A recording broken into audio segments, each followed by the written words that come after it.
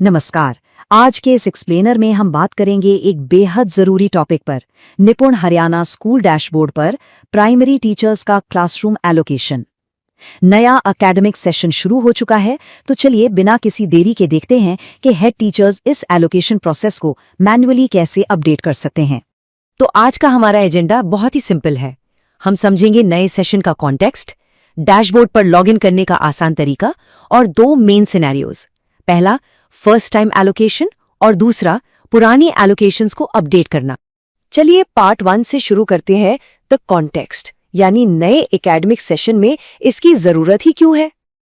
देखिए, एक अच्छी बात यह है कि स्टूडेंट्स और टीचर्स का डेटा MIS पोर्टल से अपने आप सिंक हो जाता है, लेकिन, और ये एक बड़ा लेकिन है, क्योंकि अब नया सेशन शुरू हो चुका है और टीचर्स की क्लासेस बदल गई हैं, इसलिए क्लासरूम एलोकेशन अपने आप अपडेट नहीं होता। स्कूलों को इसे डैशबोर्ड पर मैन्युअली अपडेट करना ही होगा। ये एक बहुत ही क्रिटिकल स्टेप है। तो अब आते हैं स्टेप 2 पर, डैशबोर्ड में लॉगिन कैसे करें। चलिए इसे स्टेप बाय स्टेप समझते हैं। ये प्रोसेस एकदम सीधा है। सबसे पहले वेब ब्राउजर में dashboard.nipunharyana.in ओपन करना है। अब यूजर नेम और पासवर्ड दोनों जगह स्कूल का UDIC कोड डालना है। बस एक बात का खास ध्यान रखना है, UDIC कोड के शुरू में कोई भी 0 या 0 नहीं लगाना है। फिर बस साइन इन पर क्लिक कर देना है। स्क्रीन पर भी ये बिल्कुल साफ दिखता है कि UDIC कोड कहाँ एंटर करना है। बस सही बॉक्स में क्रेडेंशियल्स डालकर सुरक्षित तरीके से सिस्टम में एंटर करना है। बहुत ही आसान है ना? लॉगिन करने के बाद हमारे सामने दो सिचुएशंस आ सकती हैं। सेक्शन 3 में हम डिस्कस करेंगे केस 1, फर्स्ट टाइम एलोकेशन।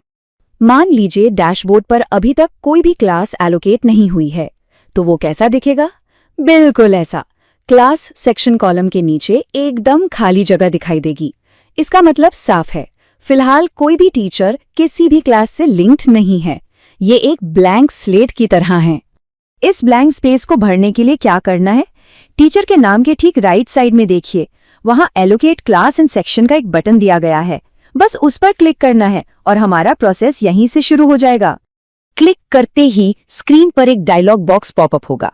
यही वो जगह है जहां बड़ी सावधानी से उस टीचर के लिए सही क्लास और सेक्शन को चुनना है। सबसे पहले ड्रॉप डाउन मेन्यू पर जाएं और सही क्लास सिलेक्ट करें। इस उदाहरण में चलिए बाल वाटिका 3 सिलेक्ट कर लेते हैं।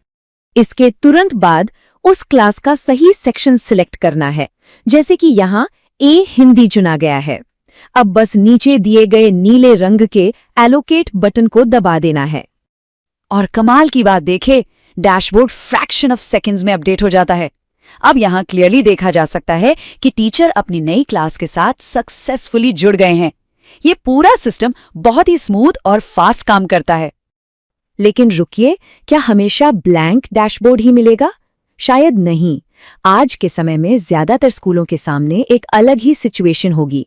उन्हें डैशबोर्ड पर पिछले साल की पुरानी क्लासरूम असाइनमेंट्स दिखाई देंगी और जाहिर है नए सेशन के लिए उन्हें बदलना ही होगा। और यही बात हमें ले आती है हमारे चौथे सेक्शन पर, केस 2, अपडेटिंग एलोकेशंस। ये वो सिचुएशन है जो इस वक्त लगभग हर स्कूल को फेस करनी है। तो अगर किसी टीचर को पहले से कोई क्लास असाइन है और उसे बदलना है, तो सबसे पहले मौजूदा क्लास के नाम के बिल्कुल बगल में बने इस छोटे से X यानी क्रॉस बटन पर क्लिक करना होगा। इससे पुरानी एलोकेशन हट जाएगी। अब क्योंकि गलती किसी से भी हो सकती है, पोर्टल एकदम से डेटा डिलीट नहीं करेगा। वो एक आर यू श्योर का प्रॉम्प्ट दिखाएगा ताकि डबल चेक हो सके। अगर ये सही है तो बस यस रिमूव पर क्लिक कर देना है। इससे पुरानी क्लास सुरक्षित तरीके से रिमूव हो जाएगी। पुरानी डिटेल्स हटाने के बाद का प्रोसेस बिल्कुल वैसा ही है जैसा हमने केस 1 में देखा था। वही सेम स्टेप्स रिपीट करने हैं, नई क्लास और सेक्शन चुनना है और एलोकेट कर देना है। इससे डैशबोर्ड का पूरा लेआउट एकदम फ्रेश और अपडेटेड हो जाएगा।